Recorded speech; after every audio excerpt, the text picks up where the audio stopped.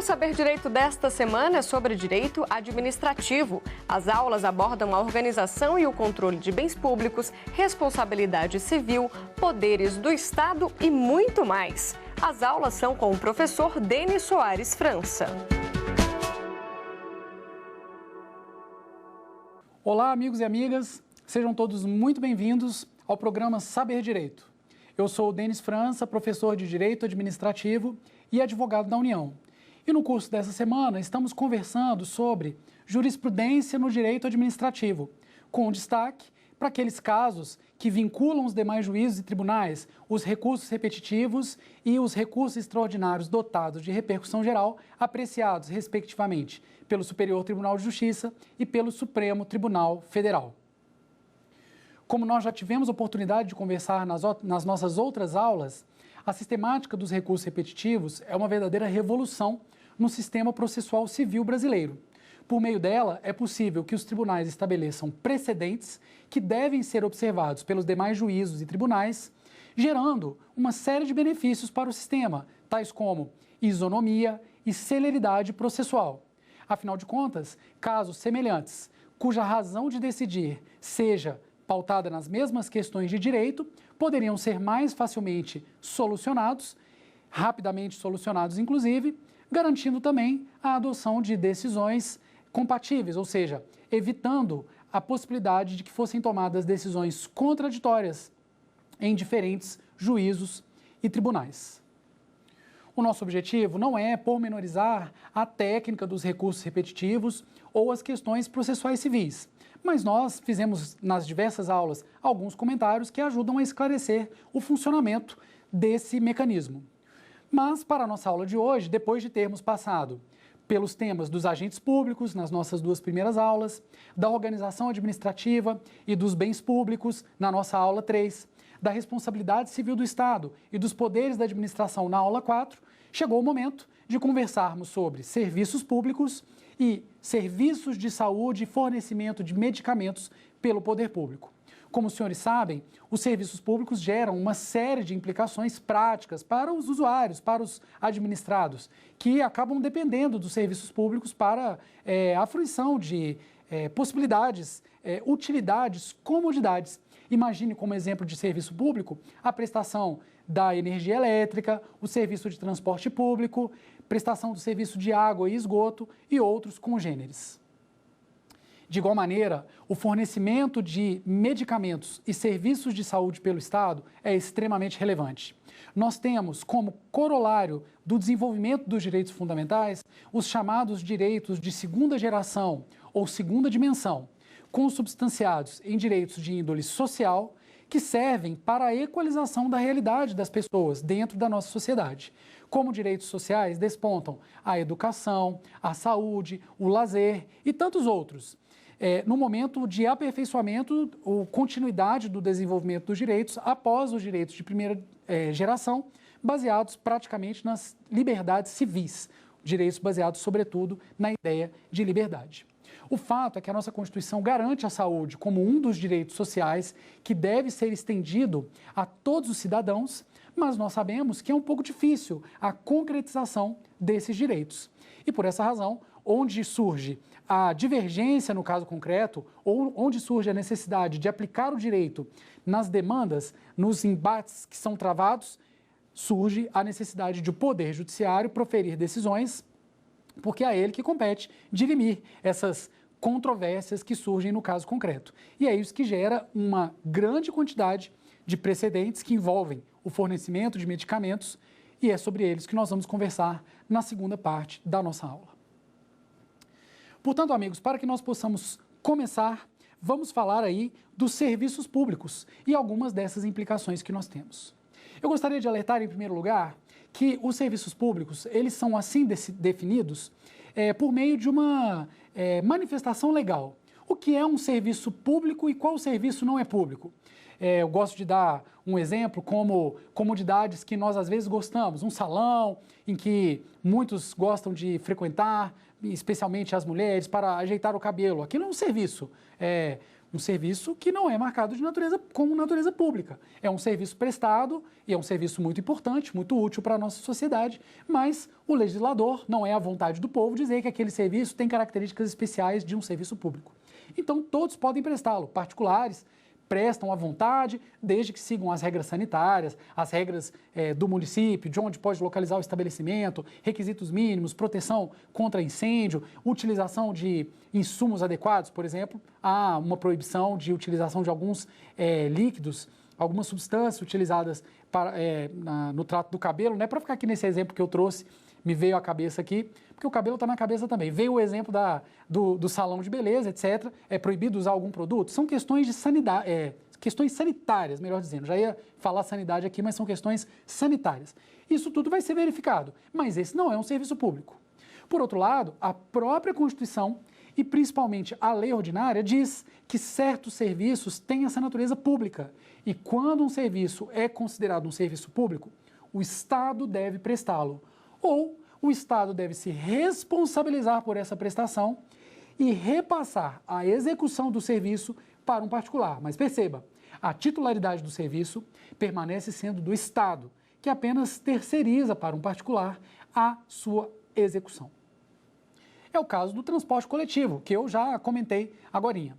O transporte coletivo é um serviço de tão importante que o Estado deve cuidar dele. Se cada particular puder fazer o transporte coletivo da maneira que bem entender, é provável que nós tenhamos linhas de ônibus, imagina o transporte coletivo municipal ou distrital. É provável que você vai ter muitas linhas de ônibus interessadas em levar as pessoas, cobrando uma determinada tarifa, para lugares próximos, mas locais de difícil acesso ou locais mais distantes, que o gasto é maior, vão querer cobrar um valor maior ou nem vão querer ofertar o serviço. E a existência de um serviço público, ela transcende a necessidade de um passageiro numa viagem. Ela é importante para a própria coesão social. Ela permite que nós possamos nos deslocar nos diversos pontos do território de maneira tranquila, segura, pagando uma tarifa que seja módica, que seja razoável, que não seja excessivamente cara, senão a possibilidade de participar, de usufruir do serviço público vai ser reduzida. Então, a lei diz, no caso, a própria Constituição fala do serviço público do transporte coletivo municipal e, portanto, ou o poder público presta diretamente, ou ele vai fazer uma licitação com base na Lei de Concessões, que é a Lei 8987 de 1995, e vai contratar uma empresa que vai ser remunerada, normalmente pela tarifa cobrada do usuário para prestar aquele serviço público.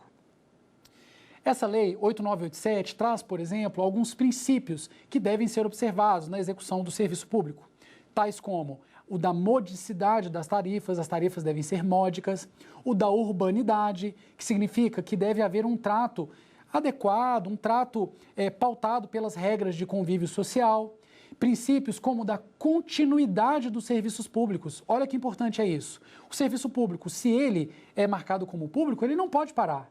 Se você interrompe um serviço público, você deixa a população que usufrui dele em apuros e traz diversas regras que devem ser observadas pelas concessionárias dos serviços públicos. Mas como eu comentei com vocês, é natural que determinados serviços públicos sejam remunerados por meio das tarifas ou até mesmo por meio de taxas, a depender da situação. Mas o fato é que nós precisamos ainda fazer uma distinção de serviços públicos em alguns sentidos diferentes.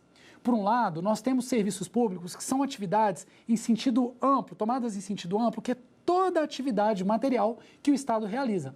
Nesse sentido,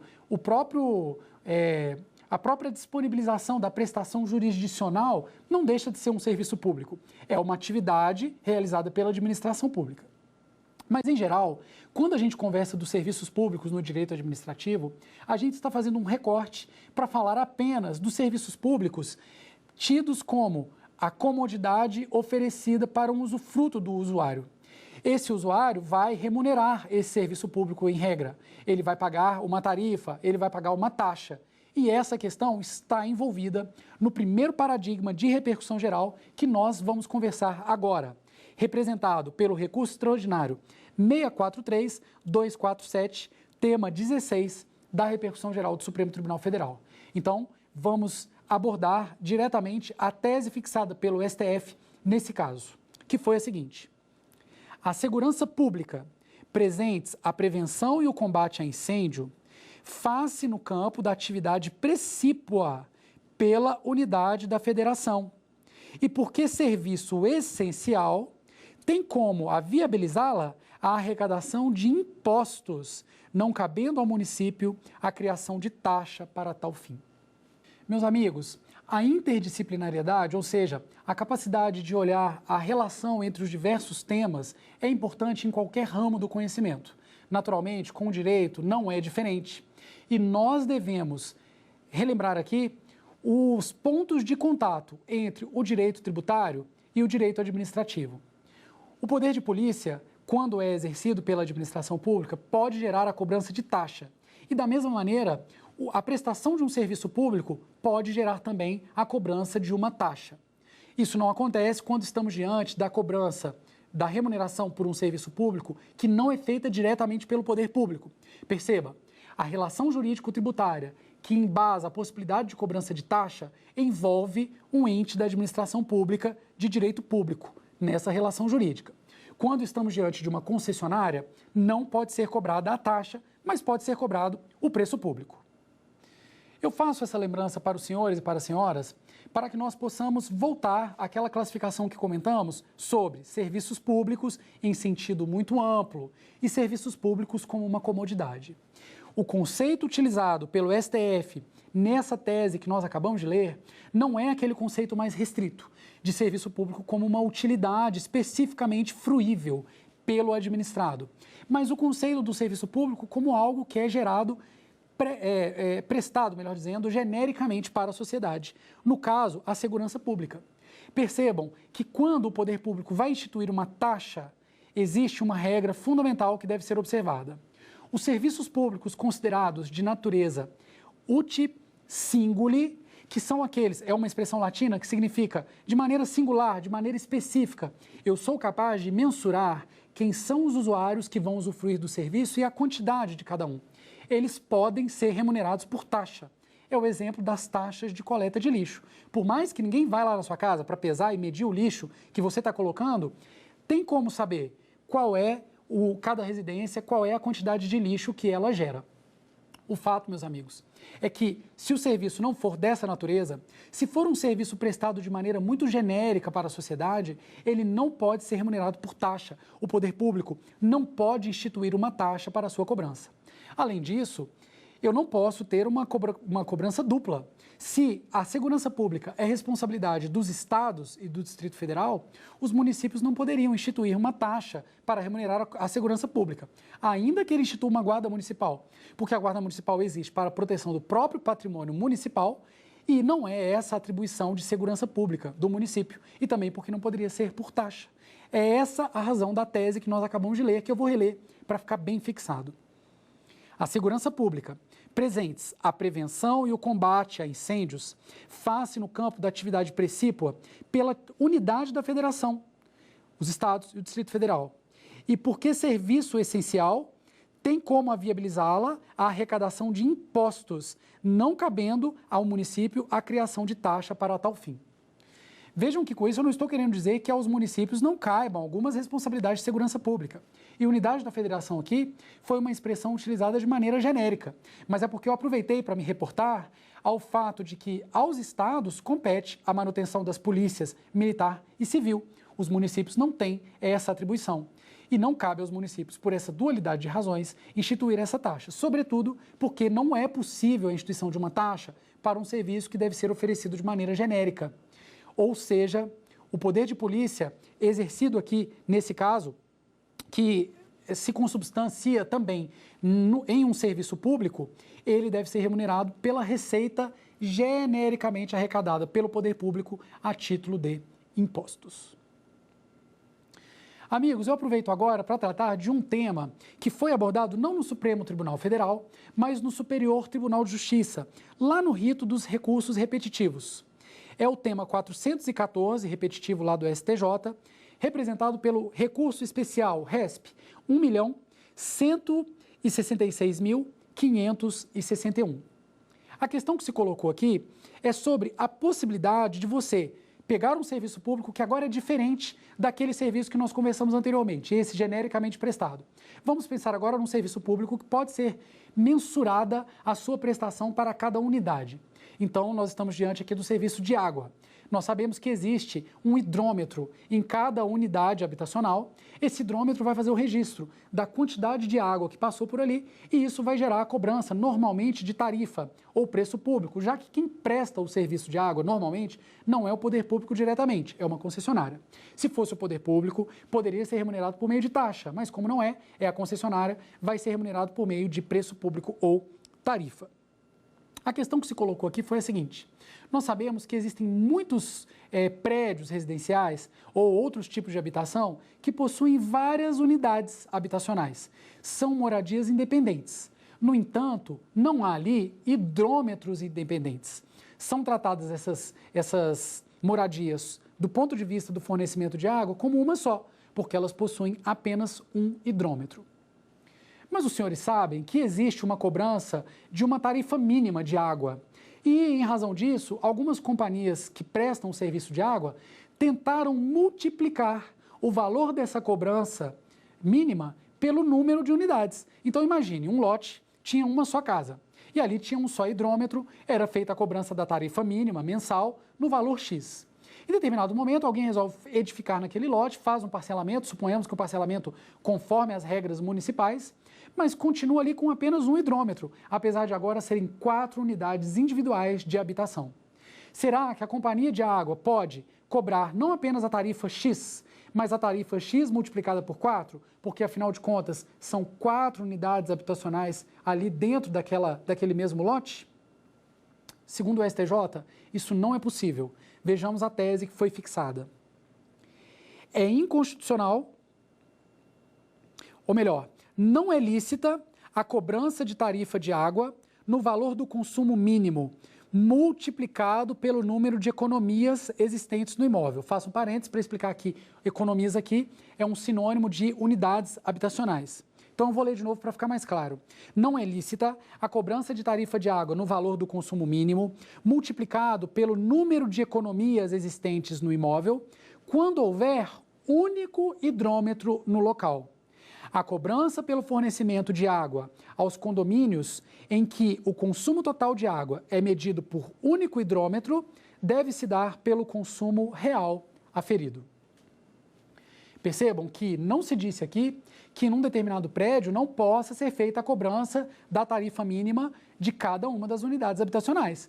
Mas para que essa cobrança se justifique do ponto de vista da lei, é necessário que haja um hidrômetro por unidade, não sendo possível simplesmente multiplicar o número de unidades pela tarifa, quando estivermos diante da situação em que só existe um único hidrômetro no local.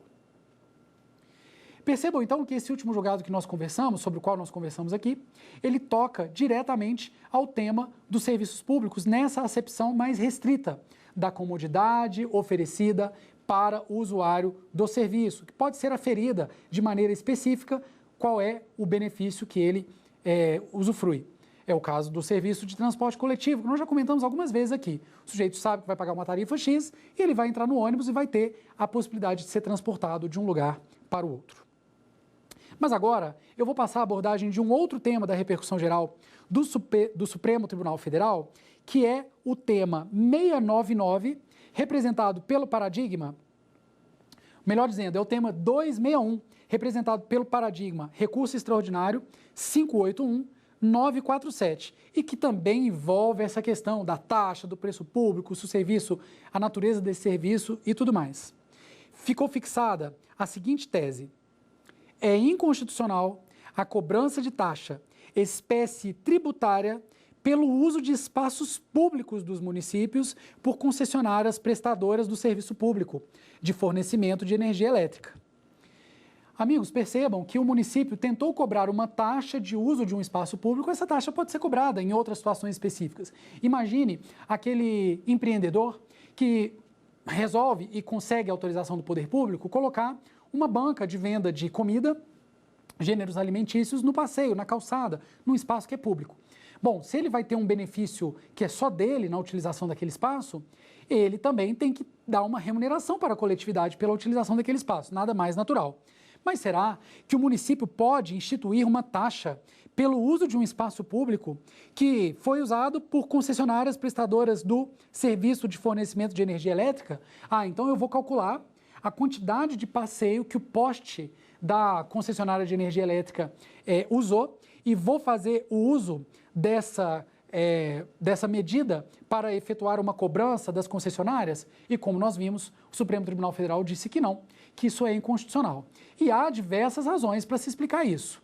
Num primeiro momento, pode-se invocar a própria imunidade tributária recíproca, apesar de não ter sido essencial no debate, porque, afinal de contas, ainda que o serviço esteja sendo prestado por um particular, em essência, aqueles bens utilizados, eles são do poder público, eles são reversíveis para o poder público. O titular do serviço público ainda é o poder público. E amanhã, se aquela concessionária atualmente distribuidora de energia elétrica deixar de existir, vai passar para outra e, de toda forma, aquele serviço tem uma utilidade pública inegável, é um serviço essencial, inclusive. Mas também nós temos aqui um probleminha da utilização da taxa como espécie tributária para a remuneração desse suposto uso do espaço, que não se configura na realidade. É por essas razões que o Supremo reputou inconstitucional essa tentativa do município de fazer essa cobrança.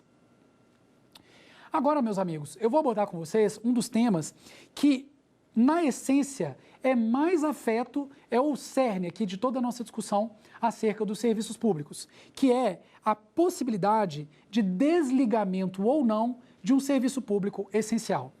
Percebam que a jurisprudência tem muitos julgados sobre esse tema, há pacificação em relação a alguns dos aspectos, em outros ainda não se pode dizer que foi formada a jurisprudência, porque o grande questionamento colocado aqui é o seguinte: será que os serviços públicos essenciais, eles podem ter o seu fornecimento rompido pelo inadimplemento do usuário ou por algumas outras razões? Perceba comigo o seguinte: eu posso estar diante de um usuário que não pagou, porque ele não está nem aí, e aí parece muito natural para o senso comum que o fornecimento de energia elétrica, para ficarmos nesse exemplo aqui, seja cortado. Mas e quando for diferente? E quando for um usuário que sofreu um acidente, passou a contar com dificuldades locomotoras, fica internado em casa como numa verdadeira UTI residencial, precisa de equipamentos ligados na tomada de energia elétrica ali, no interruptor, para a manutenção da própria vida. Será que pode ser suprimida a energia elétrica naquele imóvel, mesmo se ele não estiver conseguindo pagar o débito? Ou será que esse corte seria uma medida excessivamente gravosa, porque poderia comprometer a própria sobrevivência daquele usuário? Quem melhor e mais aprecia esse tema é o Superior Tribunal de Justiça, não porque o Supremo não tenha dado a devida importância, mas porque o tema é de índole infraconstitucional. São leis federais que regulam o tema, afastando a característica de constitucional dessa discussão, razão pela qual a discussão raramente, a não ser por um ou outro ângulo, chega no âmbito do Supremo Tribunal Federal. Então nós temos uma tendência do STJ que nós poderíamos resumir da seguinte forma: deve ser analisada, no caso concreto, a presença de alguns requisitos para que o corte do fornecimento de energia elétrica se justifique. Percebam, meus amigos, que quando alguém fica devendo outra pessoa, o corte ele pode significar tão somente uma forma de coagir ao pagamento. Amanhã, talvez, um de nós vai comprar aí um produto, vai parcelar e não vai conseguir pagar as parcelas. Será que, por isso, aquela pessoa que nos vendeu a televisão, que nós não conseguimos pagar, o nosso exemplo, pode entrar na nossa casa e, aplicando o direito de uma forma como autotutela, pegar a televisão de volta? Isso não acontece. Existem muitos mecanismos judiciais e extrajudiciais para que a cobrança seja feita.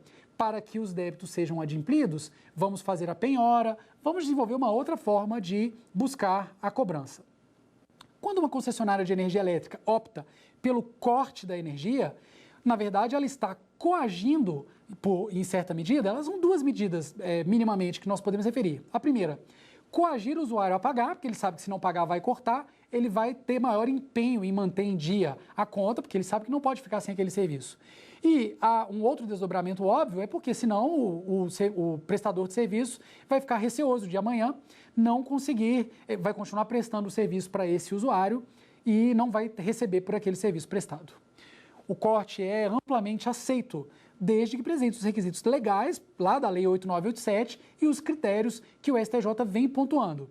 E um deles é, se eu observar que o corte é uma medida mais gravosa do que a possibilidade de cobrança judicial, o corte não deve ser feito.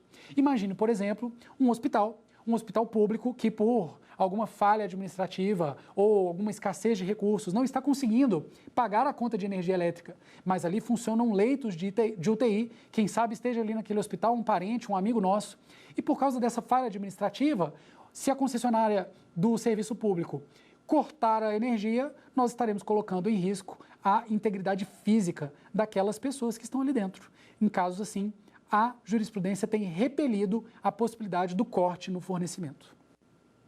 Mas um outro caso que surge, e é esse caso objeto do julgado que vamos ler agora, é do corte no fornecimento em razão de fraudes. Eu não sei se os senhores e as senhoras sabem, mas não é incomum no nosso país que algumas pessoas façam ligações clandestinas ou façam algum tipo de alteração naqueles, a gente chama de relógio, né? Aqueles instrumentos que servem para medição do consumo de energia elétrica, de maneira a não pagarem por toda a utilização de energia elétrica que fazem. E aí, será que nos casos de fraudes o corte é possível? Parece que dentro de nós vibra uma ideia de que sim, é possível, porque, poxa, o cara está ali fraudando a concessionária. Se ele não pagar pelo que ele usa, esse custo vai acabar distribuído pela totalidade dos usuários que estão pagando. Isso não é bom para a manutenção da coesão social. Mas, mesmo que essa seja a conclusão do tribunal, cuidou o STJ de especificar alguns requisitos que devem ser observados. O fato de nós precisarmos aplicar o direito não pode fazer com que nós apliquemos o direito sem as regras típicas, regras que garantam, por exemplo, o contraditório e a ampla defesa. Nessa linha, amigos, vejamos como foi a tese firmada pelo STJ nesse paradigma que que estamos comentando. É o tema 699 do STJ, recurso especial 1.412.433. Na hipótese de débito estrito de recuperação de consumo efetivo por fraude no aparelho medidor, atribuída ao consumidor. Então perceba, quando a gente está diante, faço um parênteses aqui, quando a gente está diante do gato, é uma ligação clandestina. Essa ligação, até por razões de segurança, pode ser desfeita. Mas quando nós estivermos diante dessa outra hipótese, em que houve uma fraude no medidor, nesse caso em que houve um consumo efetivo derivado dessa fraude, no caso do débito que foi atribuído ao consumidor, desde que, apurado esse débito, em observância aos princípios do contraditório e da ampla defesa, tem que ser instaurado um procedimento, o consumidor tem que ter a oportunidade de se manifestar e apresentar as suas razões, mas se esse requisito for respeitado, é possível o corte administrativo do fornecimento do serviço de energia elétrica mediante prévio aviso ao consumidor, pelo inadimplemento do consumo recuperado, correspondente ao período de 90 dias anterior à constatação da fraude, contanto que executado o corte em até 90 dias após o vencimento do débito, sem prejuízo do direito de a concessionária utilizar os meios judiciais ordinários de cobrança da dívida, inclusive antecedentes aos mencionados. É um pouco complexo, não é? São muitas informações, chegou o momento de nós tentarmos destrinchá-las. Primeira observação que eu faço para vocês é que em vários momentos aqui nesse julgado, em 3 momentos, foi feita referência a 90 dias, 90 dias, 90 dias. Por que esse prazo de 90 dias é importante aqui? Naquela linha da jurisprudência pacificada do STJ sobre o corte no fornecimento de energia, um ponto que tem sido muito tranquilo também é o de que o corte até pode acontecer, mas desde que seja relativo a débitos recentes. Se a companhia de energia elétrica apurou determinados débitos, passou 3 meses, passou 4, passou 5, passou 1 ano. O consumidor deixou de pagar 2, 3 contas, mas depois ele voltou a pagar. Pagou 1, pagou 2, não parou de pagar mais. Ele não está devendo nenhuma conta recente, mas tem aqueles débitos antigos. Aí, 2 anos depois, a concessionária, fazendo lá suas apurações de cobrança, percebe que está com aquele débito em aberto e resolve cortar a energia. Não pode. Há outros mecanismos judiciais e não judiciais de cobrança, como esse julgado aqui também lembrou. Portanto, tem sido pacífica a jurisprudência nesse sentido, de que o corte somente é possível quando ele for recente e tem se considerado recente o corte relativo a um consumo inferior a 90 dias. Pois bem, nesse caso aqui da fraude, perceba que talvez isso aqui caracterize até um ilícito penal. Pode ser crime, vai ser julgado, apurado no Código Penal. O que nós estamos discutindo é, se há o débito apurado, ele pode ser cobrado. Mas será que a concessionária pode utilizar o corte como um meio coercitivo que ajuda a forçar o pagamento? Esse é o questionamento colocado aqui nesse paradigma. E como nós vimos, sim, é possível o corte desde que observados esses requisitos. Não pode ser relativo a um consumo antigo, ele tem que ter menos de 90 dias, esse consumo que foi apurado. O procedimento em que se apurou a fraude deve contar com contraditório e ampla defesa. E se presentes esses requisitos, aí sim o corte poderá ser efetivado. Amigos, vamos passar então ao primeiro quiz dessa nossa quinta aula para ver se ficou tudo bem entendido por nós. Vamos lá?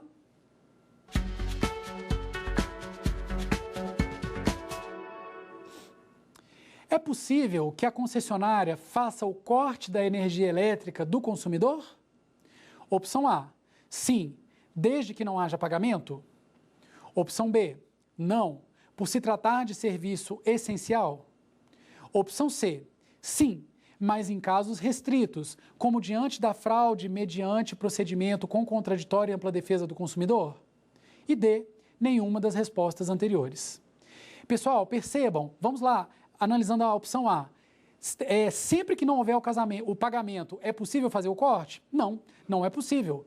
Além da inexistência de pagamento, há outros requisitos, como o débito recente, não ser a medida do corte mais gravosa do que o não pagamento, como nós comentamos. Na alternativa B, veja que o fato de se tratar de serviço essencial não é suficiente. Então se fosse assim, esses serviços essenciais ninguém ia pagar, né? Porque se não pode cortar, o serviço sendo essencial, ninguém faria o pagamento e nunca poderia ser cortado. Mas a alternativa C é a nossa resposta correta, porque de fato o corte é possível, mas em casos restritos, como esse exemplo que nós acabamos de comentar. A fraude, mas desde que haja o procedimento com contraditório e ampla defesa, desde que haja a existência de um débito recente, todos esses requisitos aqui que nós já comentamos.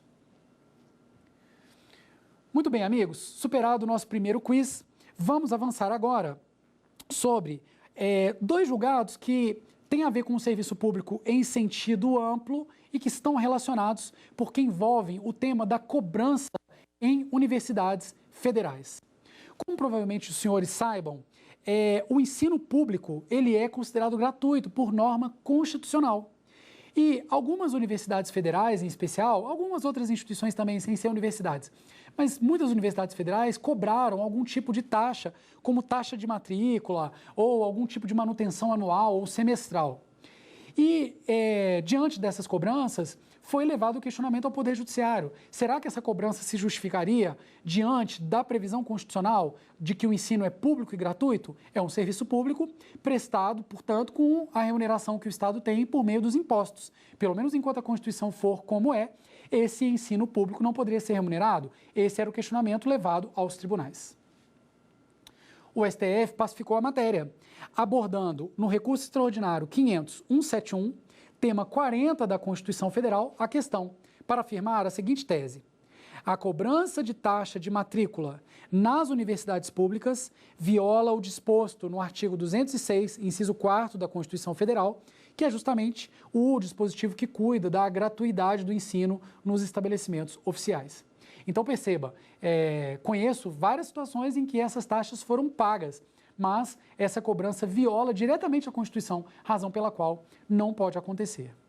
Pois bem, mas vocês se lembram que quando nós conversamos em outras aulas aqui desse nosso curso, nós fizemos referência à necessidade de os casos definidos como recursos repetitivos, as teses definidas, respeitarem a especificidade das situações.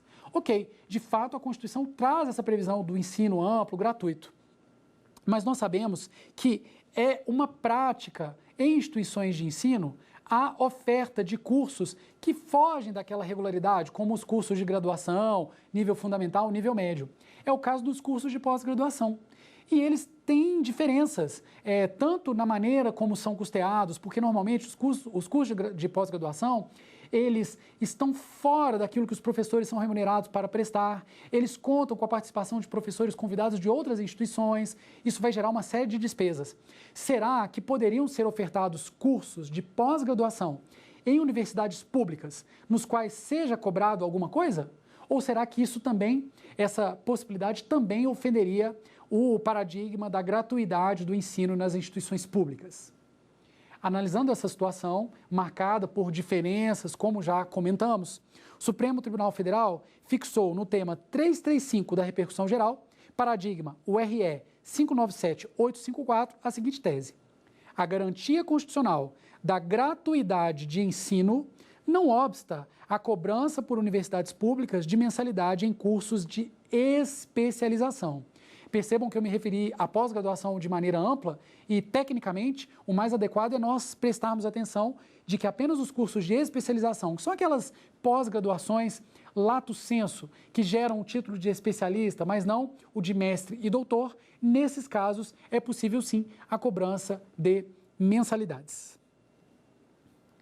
Amigos, eu encerro aqui a abordagem dos temas que tocavam nos serviços públicos de maneira ampla, para que a gente possa agora falar de um tema importantíssimo, a prestação de serviços de saúde e fornecimento de medicamentos pelo poder público aos particulares. Como todos sabem, nós temos aqui no Brasil o SUS, que é o Sistema Único de Saúde, dotado de orçamento próprio e que permite usufruto, né?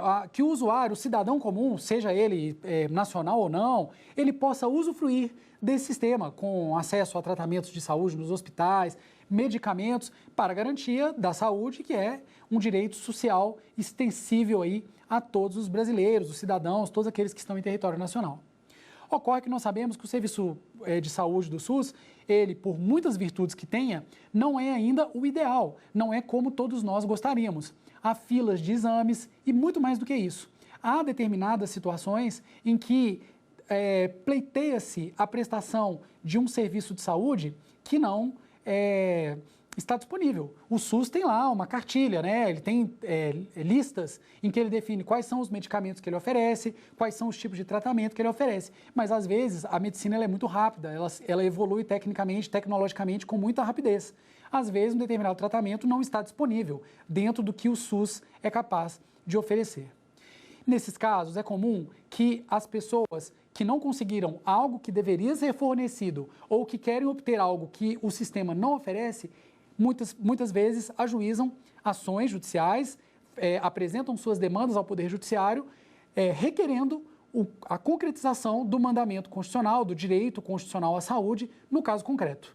Essas ações é o que a gente chama também de judicialização das políticas de saúde, porque esse fornecimento dos serviços e dos medicamentos gera a criação de demandas judiciais que vão, no bojo das quais vai ser discutida a possibilidade ou não de o poder público ser obrigado a prestar aquela determinada prestação. Esse é, portanto, o campo do nosso trabalho aqui agora, e feita essa breve introdução, nós já podemos passar à abordagem dos temas que selecionamos para hoje.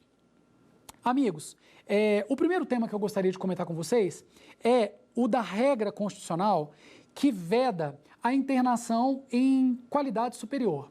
Percebam que o SUS ele é composto não apenas por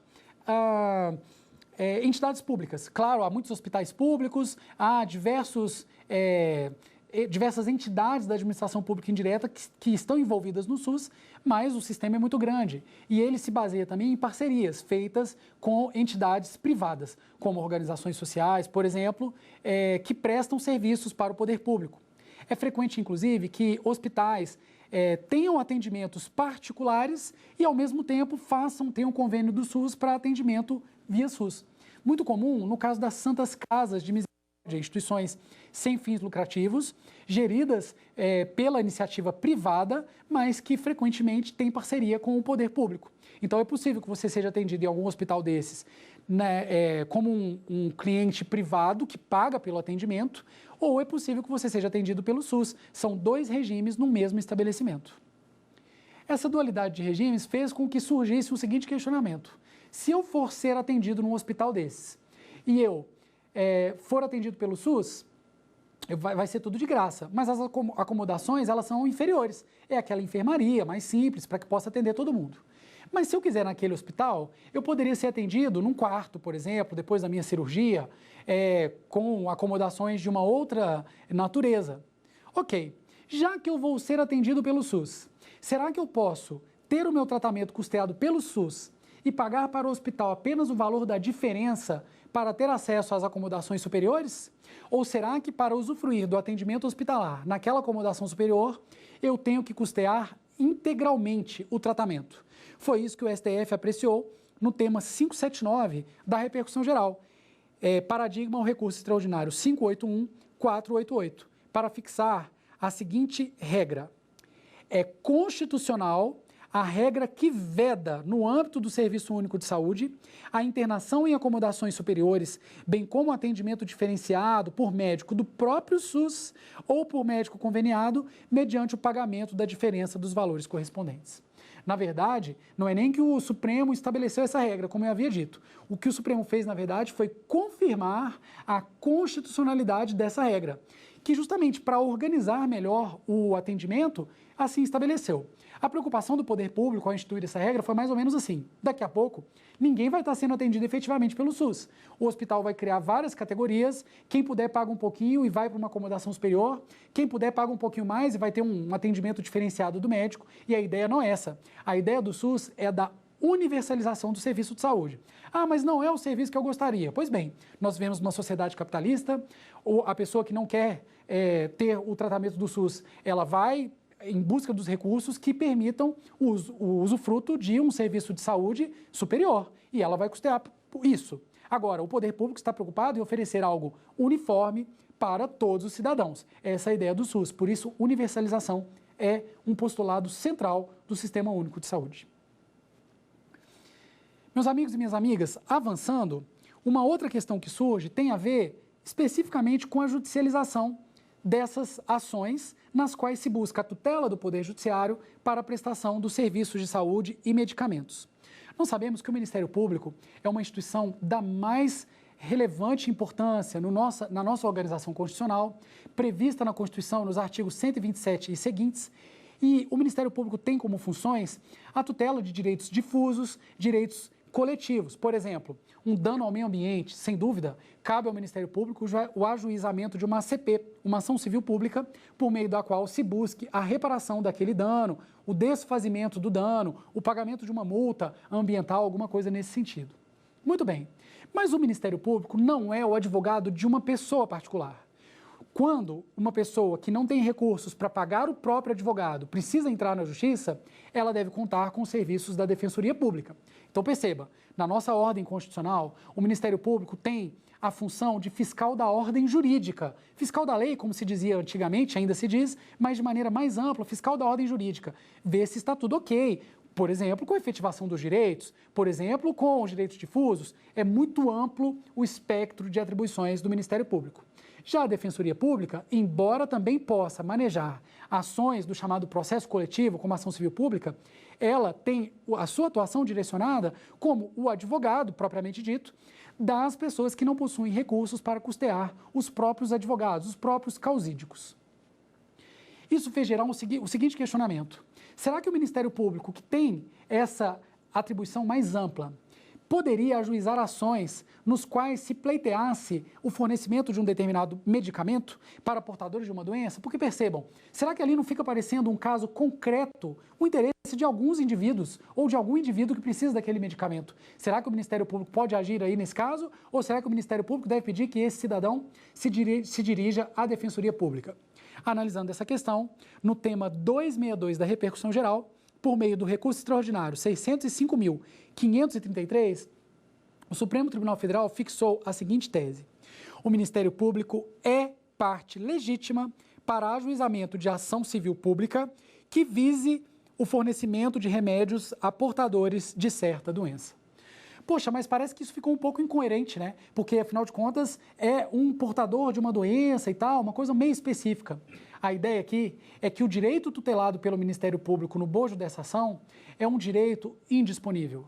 E diz a Constituição que o Ministério Público tem a atribuição de agir onde um direito indisponível, ou seja, um direito do qual o cidadão não possa abrir mão, estiver sendo prejudicado, estiver sendo lesado. Por essa razão, ficou reafirmada a competência, a atribuição constitucional do Ministério Público para atuar nessas ações.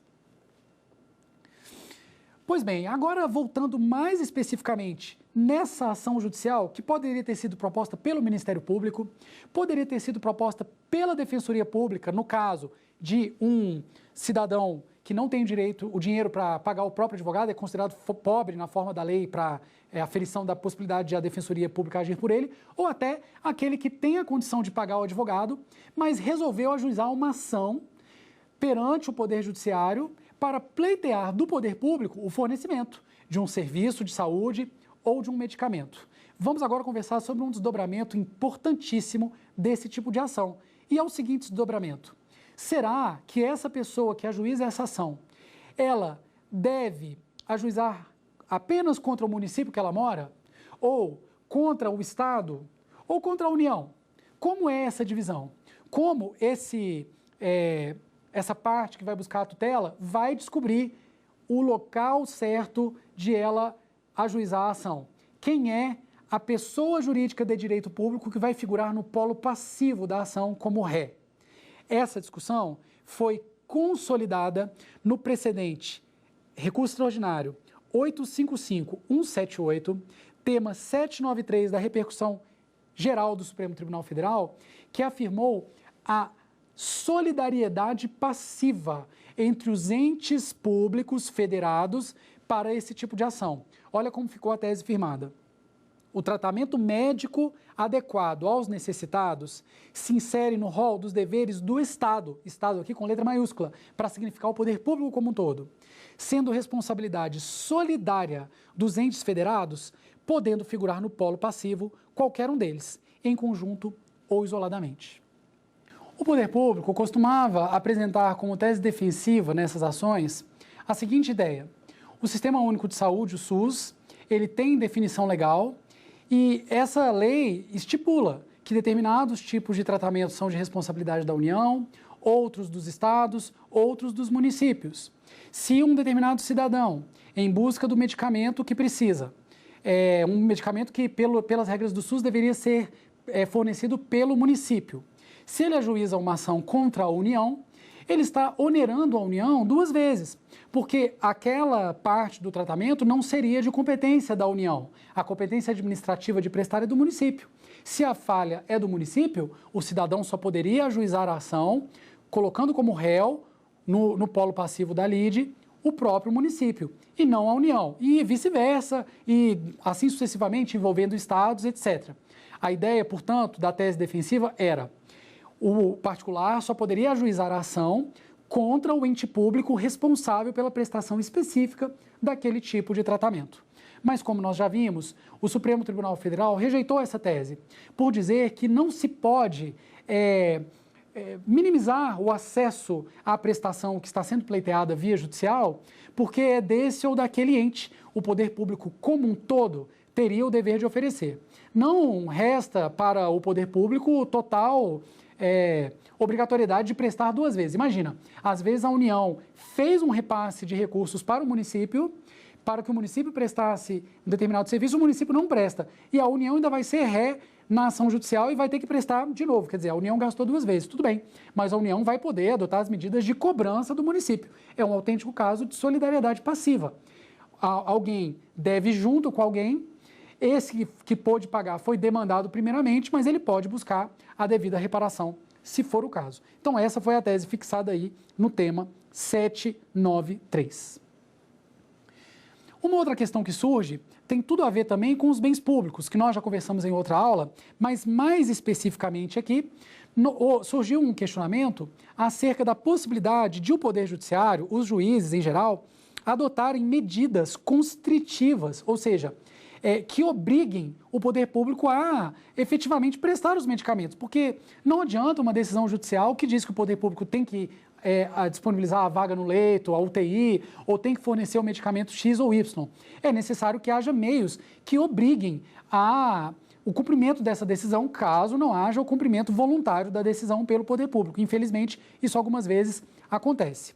E é por essa razão que, dessa vez, o STJ, no tema 84, representado pelo recurso especial 1.069.810, fixou a seguinte tese: tratando-se de fornecimento de medicamentos, cabe ao juiz adotar as medidas eficazes à efetivação de suas decisões, podendo, se necessário, determinar até mesmo o sequestro de valores do devedor, que é um bloqueio, segundo o seu prudente arbítrio e sempre com adequada fundamentação.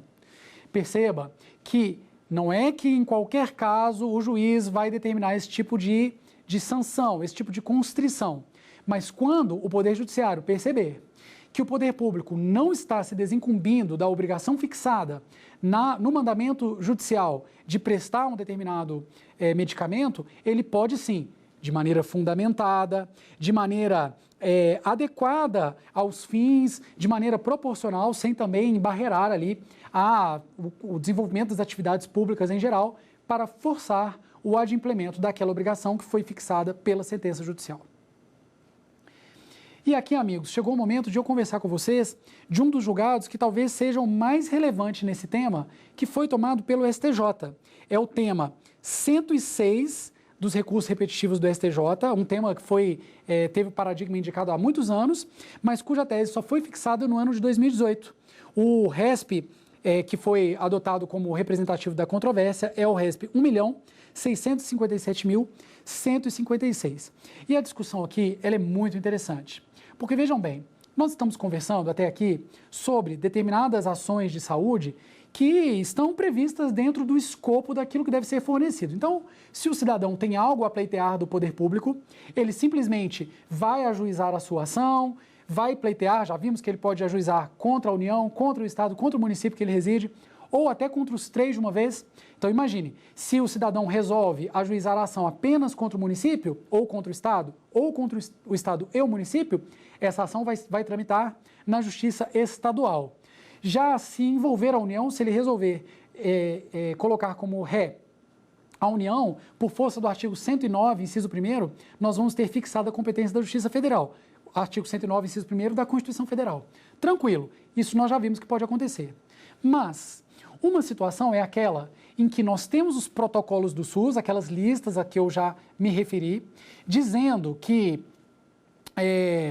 tal tratamento deve ser fornecido, tem o direito ao leito, tem o direito à UTI, ao tratamento do câncer, quimioterapia, enfim, são diversos, dezenas, centenas de tratamentos, protocolos de saúde que o SUS tem o dever de prestar. Isso aí o cidadão poderá efetivamente pleitear, mas e aí? E quando ele estiver pleiteando algo que não está nas listas do SUS?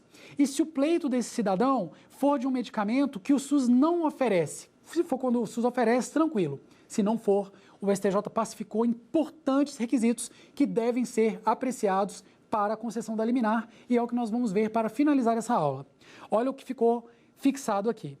A concessão dos medicamentos não incorporados em atos normativos do SUS. Perceba, nós estamos falando do que está fora do SUS, das listas do SUS, como já disse. Ela é possível, sim, mas ela exige a presença cumulativa. Todos devem estar presentes dos seguintes requisitos. 1. Comprovação por meio de laudo médico fundamentado e circunstanciado, expedido por médico que assiste o paciente, da imprescindibilidade ou necessidade do medicamento, assim como a ineficácia para o tratamento da moléstia dos fármacos fornecidos pelo SUS. O tratamento do SUS não é suficiente e o paciente precisa desse medicamento. O médico tem que comprovar isso de forma motivada no laudo médico.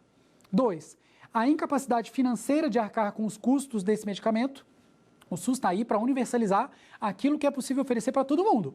Se for algo que está fora dessa lista, a pessoa que puder vai custear, mas se ela não puder, ela pode pedir isso do SUS. 3. A existência de registro do medicamento na Anvisa, observados os usos autorizados pela agência. Perceba que não basta um tratamento experimental que nem foi aprovado no Brasil. Por regras de vigilância sanitária, só podem ser utilizados aqui no Brasil os tratamentos cuja verificação foi feita pela Anvisa, que é a Agência Nacional de Vigilância Sanitária. Sem isso, não respeitaríamos requisitos mínimos de garantia até da própria saúde pública. Então, apenas na presença desses 3 medicamentos, o poder público pode ser condenado pelo Poder Judiciário a prestar um medicamento ou tratamento de saúde que não integre as listas do SUS. Meus caros amigos e amigas, era isso que nós tínhamos para conversar em mais essa aula. Eu agradeço a todos vocês pela atenção, por terem chegado até aqui. E espero que vocês tenham aproveitado para enriquecer os conhecimentos. Para quem não é da área jurídica, conhecer um pouco dessas importantes decisões dos tribunais. Para os operadores do direito ou os profissionais do direito, para que eles possam se atualizar na área. A gente pode fazer sempre uma discussão sobre isso. E assim eu encerro essa 5ª aula do Saber Direito, agradecendo mais uma vez a todos pela atenção, pela paciência e pela companhia. Um abraço e até a próxima.